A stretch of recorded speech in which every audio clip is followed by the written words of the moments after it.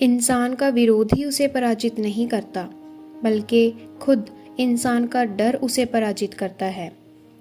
इस बात को मैं आपको एक कहानी के माध्यम से समझाती हूँ। महाभारत काल की बात है। एक बार श्री कृष्ण और बलराम किसी जंगल से गुजर रहे थे। चलते चलते काफ़ी समय बीत गया और अब सूरज भी डूबने वाला था। अंधेरे में आगे बढ़ना संभव नहीं था। इसीलिए श्री कृष्ण बोले, बलराम, हम ऐसा करते हैं कि सुबह होने तक यहीं ठहर जाते हैं। सुबह होते ही हम अपनी मंजिल की ओर बढ़ चलेंगे। बलराम बोले, पर इस घने जंगल में हमें खतरा हो सकता है। यहाँ सोना उचित नहीं होगा। हमें जाग कर ही रात बितानी होगी। अच्छा, हम ऐसा करते हैं कि पहले मैं सो जाता हूँ, तब तक तुम पहरा देते रहो, और फिर जैसे ही तुम्हें नींद आए तो तुम मुझे जगा देना और फिर मैं पहरा दे दूंगा। तुम सो जाना। श्री कृष्ण ने सुझाव दिया। बलराम ने श्री कृष्ण की बात में सहमति जताई। जंगल में जुगनू चमक रहे थे, जिसके कारण पूरी तरह अंधेरा होने के बावजूद भी थोड़ा बहुत नजर आ रहा था। कुछ ही पलों में श्री कृष्ण गहरी नींद में चले गए और तभी बलराम की ओर एक भयानक आकृति आती दिखाई दी। वो कोई राक्षस था।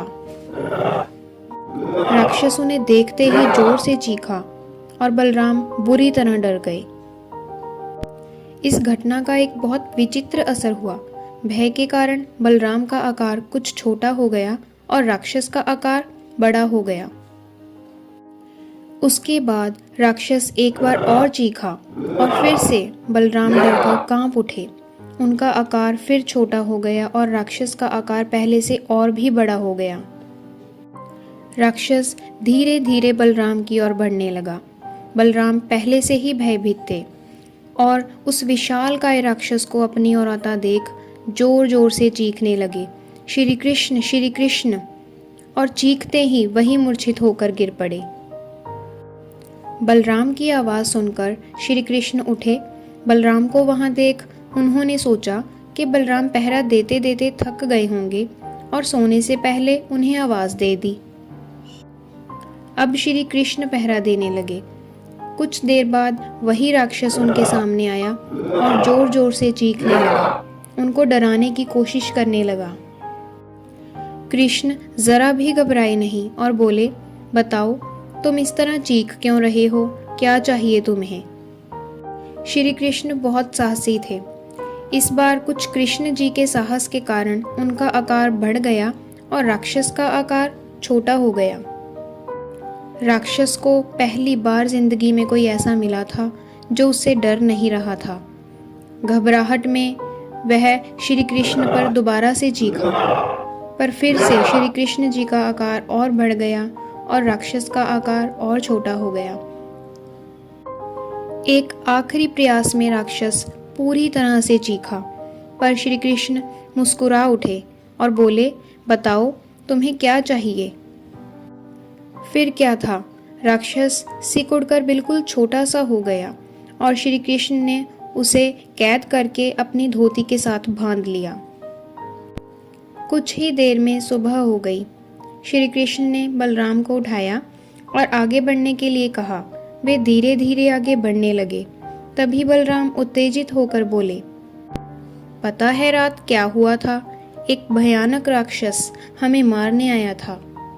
रुको रुको, बलराम को बीच में ही टोकते हुए कृष्ण ने अपनी धोती में से बांधा वो राक्षस निकाला और बलराम को दिखाते हुए बोले, कहीं तुम इसकी बात तो नहीं कर रहे हो?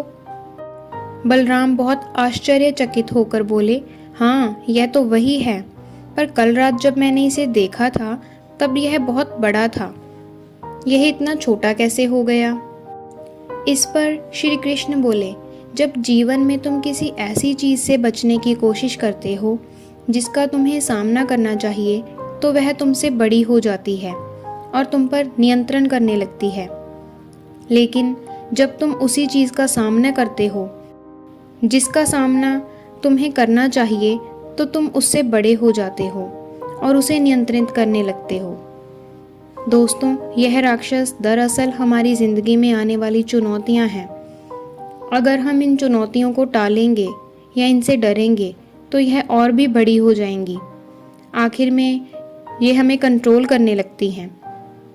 इसीलिए हमें इनका साहसपूर्वक सामना करना चाहिए ताकि हम उन पर पूरी तरह से काबू पा सकें। इस प्रकार चुनौतियों का डट के सामना करने से वह छोटी हो जाती हैं, जिससे हम आसानी से उन पर नियंत्रण कर सकते हैं और सफल हो सकते हैं।